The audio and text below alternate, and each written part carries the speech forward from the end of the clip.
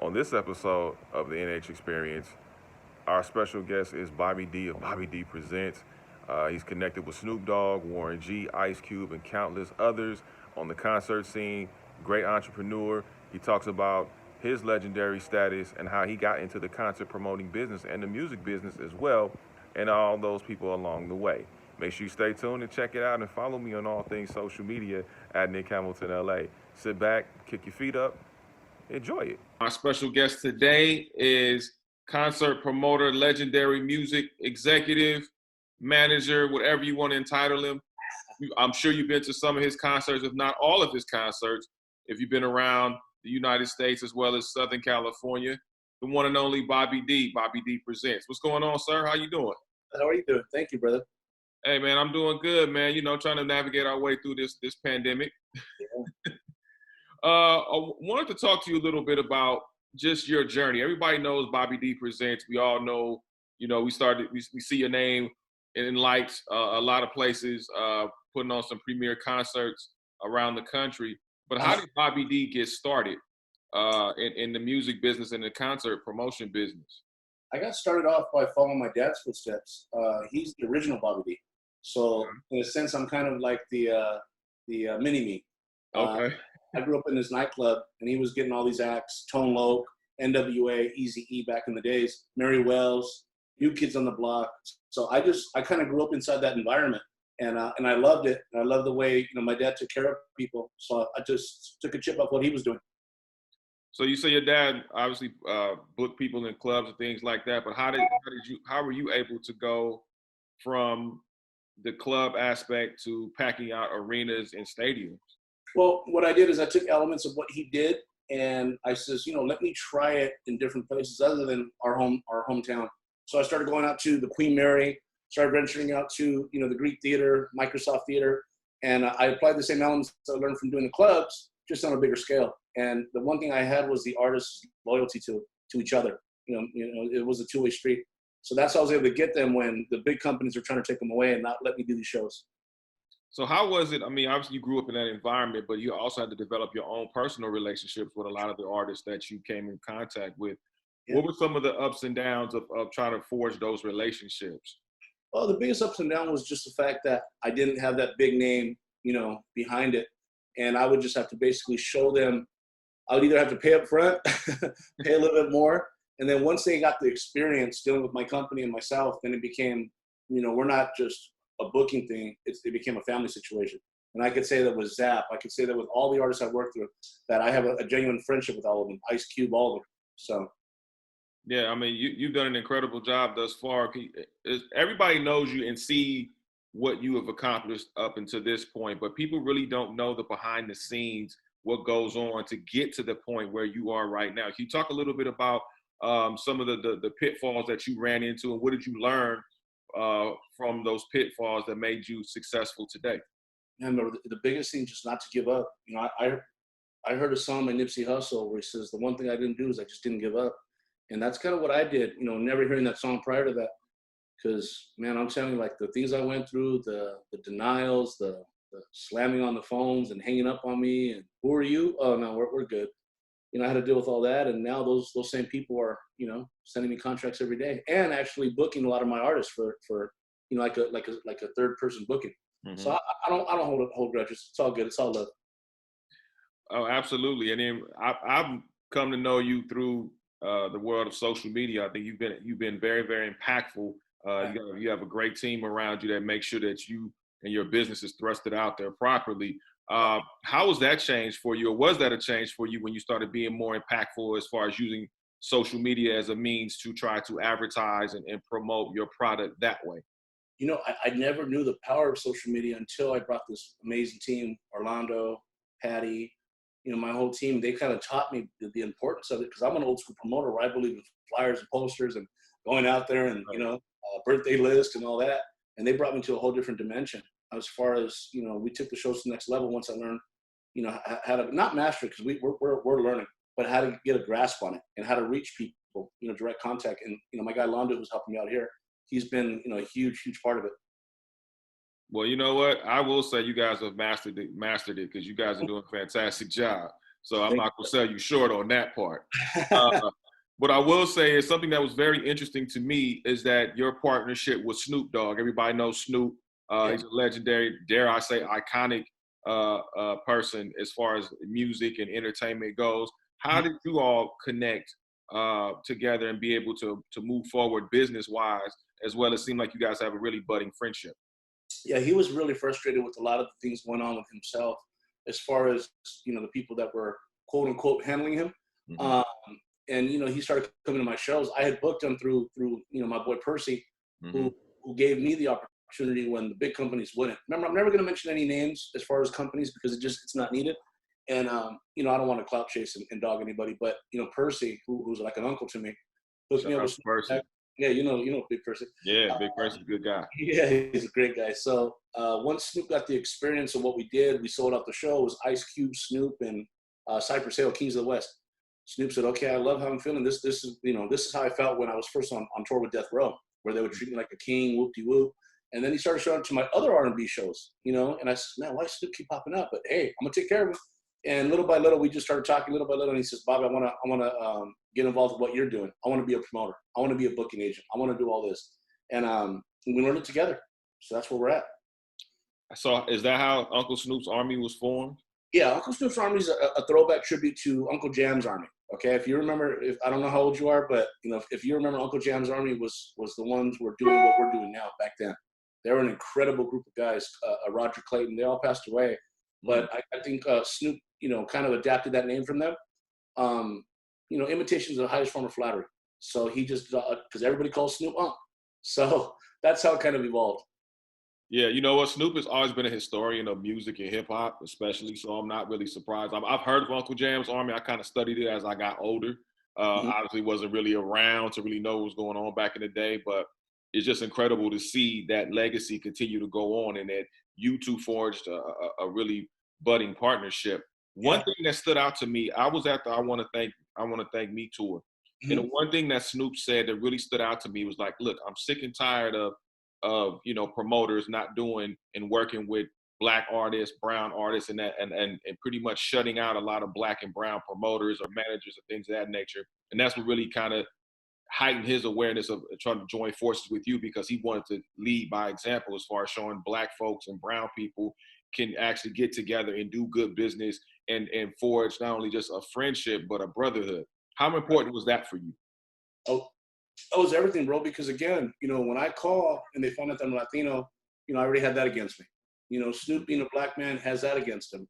So what we said is like, let's just get together and crash those color lines, crash that, and show them that we could do $1 million deals on our own. Show them that we can sell these stadiums out, whoop-de-whoop. Show them that we can get artists to come under our wing without having the big name title. And before you know, we're slowly but surely becoming that big name. And look, we don't just say Blacks and Latinos. That's our anchor, but we're open to Asians, whites, everything. I mean, it's love, but we definitely had to start from somewhere with Black and brown, because there was always such a division with that, and we're breaking those barriers. So, I mean, you guys are doing a great job for the culture. Just from a person from the outside looking in, being a part of it, from a media standpoint as well as a fan standpoint, I can say that you guys are definitely doing an excellent job for the culture, and really inspiring a lot of people. When you've done some of the biggest concerts. I mean, you talked about King of the West, the OC Block Party. We had the 25th anniversary reunion of the Dog Pound's Dog Food album. Yeah. That was major to me. This a kid growing up in the 90s. That was major to me to see those two guys back, and for you to be able to put those guys back together as far as just celebrating that time, man. How monumental was that for you when you celebrate moments like that? And also too, with Zap being on stage too. Yeah, I mean, it's amazing, bro, because again, these are the acts that they looked up to, the Zaps. Snoop looks up to, George Clinton. Ice Cube does. I mean, you have no idea, and I do because I've been in their conversations, the level of respect they have when they're on the phone with George Clinton and, the owner of Zap, Mr. Troutman. It's just amazing to hear how they become, student to teacher. You know what I mean? They're not the teacher anymore. They're not the boss dog. They're just like, oh man, George, tell us what to do. Tell us how to run it. Tell us how you think it would sound on stage. But what could we do to make it better? And George Clinton's like, well, nephew, what you do this or that. So it's just amazing watching the respect. I wanted to talk to you about too. I mean, you had the Lovers and Friends, which is a huge concert, man. It was big time. I mean, you had 2 day. It was like a 2 day festival. Mm-hmm. Some of the biggest names, the legendary names that you have, and then all of a sudden, unfortunately, the coronavirus hits and it kind of shuts everything down. How much did that change the concert promotion aspect and the concert business aspect? And then what did it do for you mentally as well as emotionally, having to now adjust or deal with the fact that this concert may or may not happen? Yeah, well, the biggest thing, the most frustrating thing is just not knowing. I could handle everything and anything if I know what's coming our way. People keep asking us, and look, I don't care what inside information you have, who you know. Right now, no one knows anything, and that's the hardest part. Is because people want, they're looking for us to have answers, which I'm cool with. We've already given refunds. We've done that part of it, so I feel like we've done that part to feel good about ourselves that those who want it. But as far as when it's going to happen, is it going to happen? As of right now, we don't know. All we can do is gear up for the fact that we've already moved it from 1 month it was supposed to be to August, and we don't know if it's going to happen in August. All we can do is be prepared to move it one more time, or just do we scrap it? That's the biggest thing. So we don't know.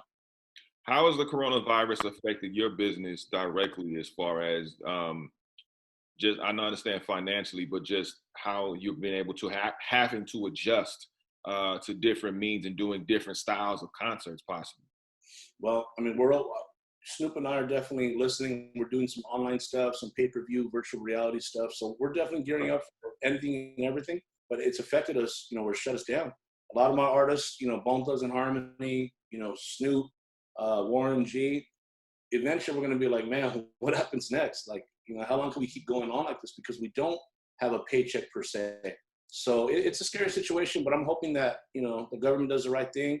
The problem is that we keep getting conflicting information. So it's like the minute I think we got a handle on something, you heard something else. Then when I think it's all bad, they say, well, hold on, it may not be all bad. So I just told myself, and I'm telling you right now, Nick, is that I'm going to wait till May 15th. Until then, I'm not going to guess anymore. Good or bad. I'm just going to just pray that we all stay tight as a society and not do anything crazy or stupid.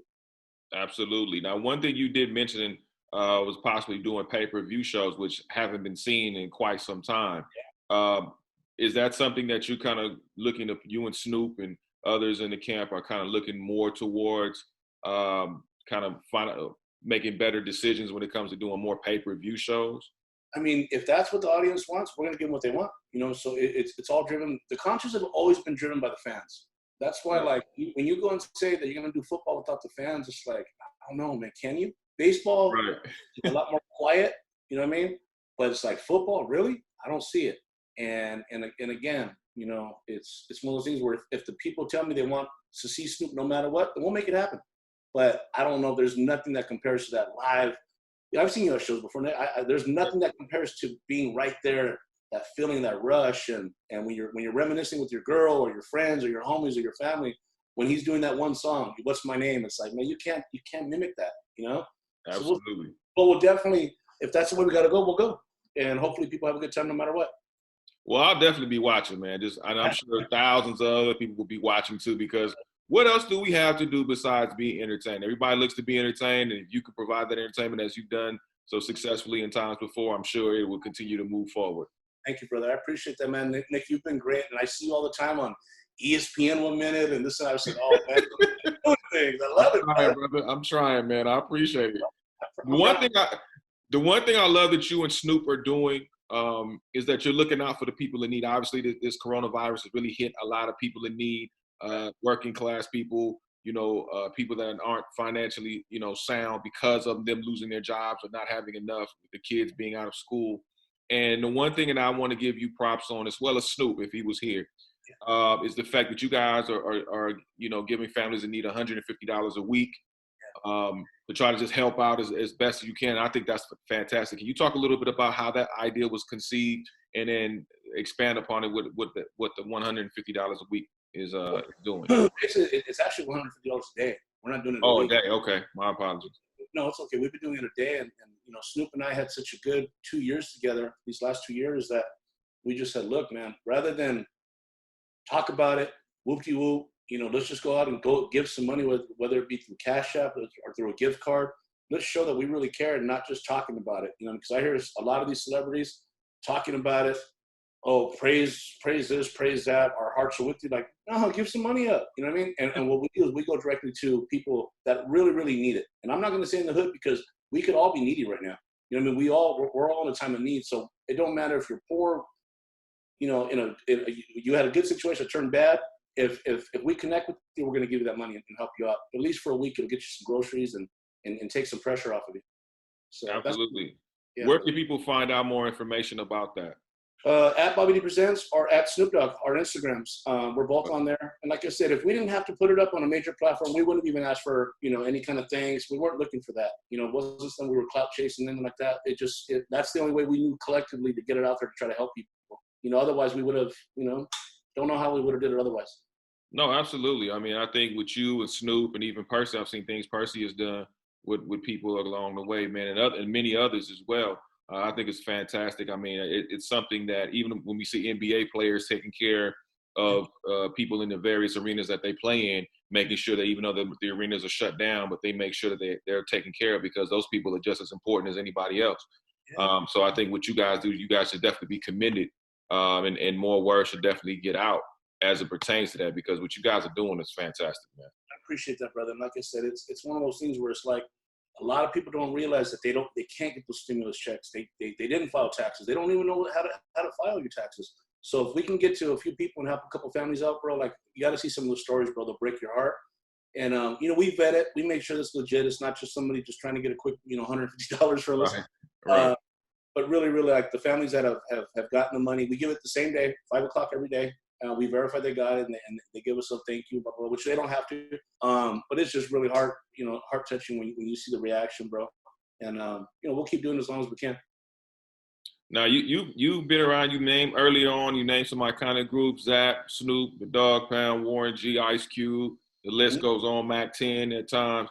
Yeah. The list goes on. But one group in particular, which I believe is one of the great West Coast groups, is Cypress Hill. Oh, you signed, you guys got B Real on board now, being a part of Uncle Snoop's Army. How did that relationship come about with you and B Real and Cypress Hill, and now where it is right now? You know who actually set that up was my brother Chang Weisenberg, the creator of Rock the Bells, Smokeout. Him and I have been talking and are still talking every day. And he took me over there to B Spot. I booked Cypress Hill, a million times, but I never really had a chance to sit down with B Real. And man, he is one of the coolest, most informative, smartest dude I've ever met. And, he just real laid back and said, let's go. Literally, that's all he says is, let's go. So it's been working out, bro. And unfortunately, we kind of had to put a halt to everything because of the pandemic, but we were on fire, man. I was getting him booked everywhere. But he is really, really one of the most gifted artists I've ever seen in my life, or met in my life. Obviously, there have been reports, obviously, from Governor Newsom and Mayor Garcetti and other folks as far as when people will be able to return, whether it be sporting venues or entertainment and concert venues. They're saying approximately sometime in 2021.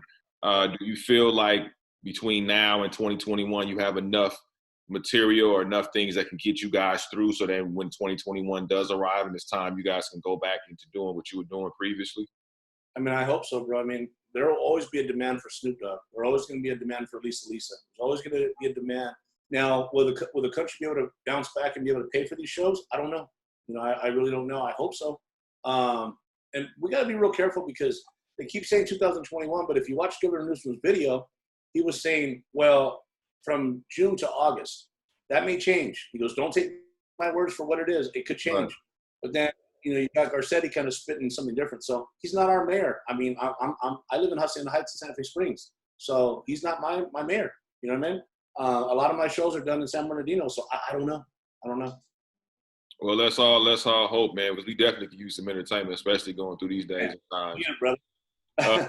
Especially with sports, man. Are you a sports fan? Of course, bro. I was waiting for baseball season. I was waiting to go to the Dodger games. I mean, I had so many things planned, bro, and it's just like, wow. Like, I never thought I would see something like this going in my lifetime. I thought this would be something that my kids would talk about when I'm already gone. You know what I mean? Like, right. Man, the pandemic, So it's just crazy, brother. It really is. Do you think we will have sports in 2020 at all? Yes. I believe basketball will probably be the first one to do the no audience thing. Because, again, I think basketball could be a game where you're focused. And when you played all those games in Venice, you didn't necessarily have a crowd or in the gym. The only one that I think that can't be without a crowd is football. Okay. That's just my opinion, brother. You know what I mean? No, I got you. That's interesting because you know what? I was kind of the opposite. I was saying that I think if anybody has a chance this season or this year, I should say, I'll start with football because of, like you said earlier, stuff has been getting pushed back or been moved around, or they said we're going to be available this time or that time, and even without an audience. Yeah. You know, football is the number one sport in the country. I think people would probably be glued to their televisions more, which would probably the ratings are amazing. Forget about the ratings would be amazing, but just remember this. When you go to Seattle as a fan, as a football team, you're not playing just against the team Seattle, you're playing against the fans because they're there to trick you up, miss you up, you know what I mean? So the quarterbacks are like in a world of hell when they go to places like Seattle. So imagine Seattle without that crowd, you know? So I don't know. Yeah. It's just crazy, brother.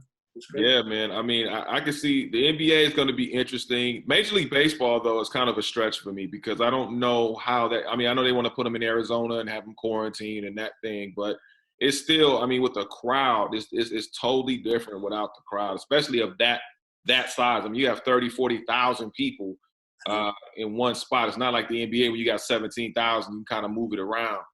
Yeah. When you have, what is your outlet during this time? I mean, I know you're busy. You're always, working with your companies and what have you. But what does BobbyDee do during this time to try to balance himself out and keep himself sane? I do about 4 hours of work. I come to my office because I do, I'm doing some other philanthropic stuff that makes it essential, so I'm able to come in. And then I'll go spend time with my daughter and my son, lift weights, read, watch every single TV episode, every Netflix thing I can. It's just crazy, brother. I watch you on IG. All the people that I really enjoy watching. I cruise by, kind of lurk, and I'll give it a like, and then I'll move on. But that's it, bro. Just typical days. Lifting weights, come here for about 3 hours, 4 hours. Rescheduling a lot of stuff because again, I do manage a lot of artists and I do book a lot of artists, and I just keeping the artists saying, hey, we'll be okay. If there's anything you need, I got you. So and we've been able to take care of all our artists, OT, Genesis, everybody. So we're cool. How fun is this for you, man? Just the whole entire process. It was great, bro. Like I said, I grew up in this business, so it's nothing new. Now, when we took it to the next level, where we're selling out stadiums, then it just got like really, really, how do I say, overwhelming, but in a good way. It's like, wow. And then this thing hit, man. I mean, look, we have 6 shows that are sold out that we can't do anything, about because we just don't know. 6 shows that are just sold out to 10,000 people capacities. There's nothing I can do about it. Is there? We heard about the stimulus situation as far as the corporations go, but has there been any word about for people in music industry as far as what you do, or artists or producers or studios of that nature as far as getting that? The sad part, Nick, is that if you look at, and I'm going to say this, I don't back this up with fact. If you look at the guidelines that Trump put out and the governor, concerts and live are the last on the list. They said that we're the last industry they care about. So. Wow.